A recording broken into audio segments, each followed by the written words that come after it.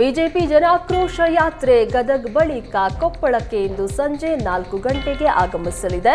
B Y Vijayendra ನೇತೃತ್ವದಲ್ಲಿ ಅಶೋಕ ವೃತ್ತದಿಂದ ಆರಂಭಗೊಳ್ಳಲಿರುವ ಜನಾಕ್ರೋಶ ಯಾತ್ರೆ ಬಸವೇಶ್ವರ ವೃತ್ತದಲ್ಲಿ ಅಂತ್ಯಗೊಳ್ಳಲಿದೆ. ಬಸವೇಶ್ವರ ವೃತ್ತದಲ್ಲಿ ಬಹಿರಂಗ ಸಭೆಯಲ್ಲಿ ಆರ್ ಅಶೋಕ್, ಛಲವಾದಿ ನಾರಾಯಣಸ್ವಾಮಿ, ಗೋವಿಂದ ಕಾರಜೋಳ, ಸಿಟಿ ರವಿ, ಶ್ರೀರಾಮುಲು ಸೇರಿ ಸ್ಥಳೀಯ ಮುಖಂಡರು ಭಾಗಿಯಾಗಲಿದ್ದಾರೆ. ಸಾವಿರಾರು ಕಾರ್ಯಕರ್ತರು ಭಾಗಿಯಾಗುವ ನಿರೀಕ್ಷೆ ಇದೆ. ರಾಜ್ಯ ಸರ್ಕಾರದ ವಿರುದ್ಧ ಬಿಜೆಪಿ ಆರಂಭಿಸಿರುವ ಜನಾಕ್ರೋಶ ಯಾತ್ರೆ ಏಪ್ರಿಲ್ 24ರಂದು ವಿಜಯನಗರ ಜಿಲ್ಲೆ ತಲುಪಲಿದೆ ಅಂತ ಹಡಗಲಿ ಶಾಸಕ ಕೃಷ್ಣನಾಯಕ್ ಹೇಳಿದ್ರು. ಹೊಸಪೇಟೆಯಲ್ಲಿ ಈ ಬಗ್ಗೆ ಮಾತನಾಡಿದ ಶಾಸಕ ಕೃಷ್ಣನಾಯಕ್, ಏಪ್ರಿಲ್ 24ರಂದು ಮಧ್ಯಾಹ್ನ 3 ಗಂಟೆಗೆ ಹೊಸಪೇಟೆಯಲ್ಲಿ ಜನಾಕ್ರೋಶ ಯಾತ್ರೆ ಪ್ರಾರಂಭ ಆಗಲಿದೆ.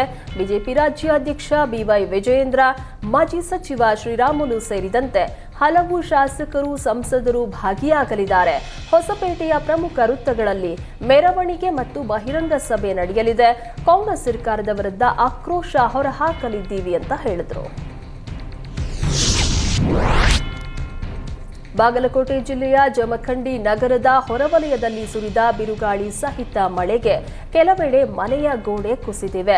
ವಿಜಯಪುರ ರಸ್ತೆಯಲ್ಲಿರುವ ಬನಶಂಕರಿ ತೋಟದ ಶ್ರೀಶೈಲ್ ರಾಮಪ್ಪ ಮಿರ್ಜಿ ಎಂಬ ರೈತನ ಮನೆಯ ಗೋಡೆ ಕುಸಿದಿದೆ. ಇದಲ್ಲದೆ ಮನೆ ಮುಂದೆ ಒಣಗಲು ಹಾಕಿದ್ದ 7 ಲಕ್ಷ ಮೌಲ್ಯದ ಈರುಳ್ಳಿ ಕೂಡ ನೀರು ಪಾಲಾಗಿದೆ.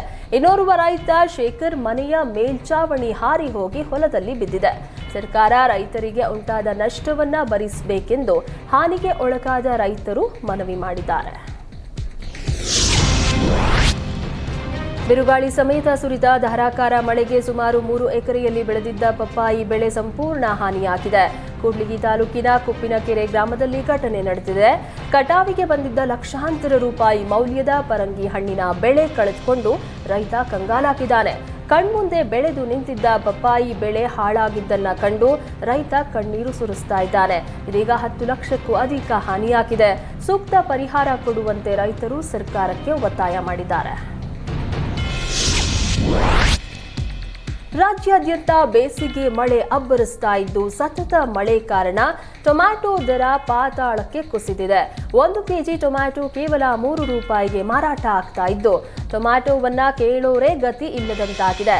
ಹಾಕಿದ ಬಂಡವಾಳವೂ ಬರದ ಕಾರಣ ಬಳ್ಳಾರಿಯ ಹಲವೆಡೆ ಹೊಲದಲ್ಲೇ ಟೊಮ್ಯಾಟೊ ಬೆಳೆಯನ್ನ ನಾಶಪಡಿಸಲಾಗ್ತಾ ಇದೆ. ಬಳ್ಳಾರಿಯ ರೈತ ನಾಗರಾಜು 3 ಎಕರೆಯಲ್ಲಿ ಟೊಮ್ಯಾಟೊವನ್ನ ಬೆಳೆದಿದ್ರು. 1 ಎಕರೆಗೆ 70,000 ರೂಪಾಯಿ ಖರ್ಚು ಮಾಡಿ ಟೊಮ್ಯಾಟೊ ಬೆಳೆದಿದ್ರು. ಆದರೆ ಈಗ ಮಾರುಕಟ್ಟೆಯಲ್ಲಿ ಸೂಕ್ತ ದರ ಸಿಗದ ಹಿನ್ನೆಲೆ ಜಮೀನಿನಲ್ಲೇ ಟೊಮ್ಯಾಟೊ ಗಿಡಗಳನ್ನ ನಾಶಗೊಳಿಸಿದ್ದಾರೆ.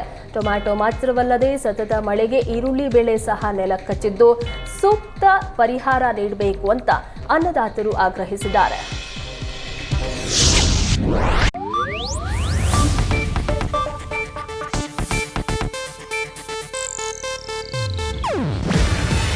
ಇದು ಏಷ್ಯಾನೆಟ್ ನ್ಯೂಸ್ ನೆಟ್ವರ್ಕ್ ಪ್ರಸ್ತುತಿ. ನೀವು ನೋಡ್ತಿದ್ದೀರಾ ಏಷ್ಯಾನೆಟ್ ಸುವರ್ಣ ನ್ಯೂಸ್.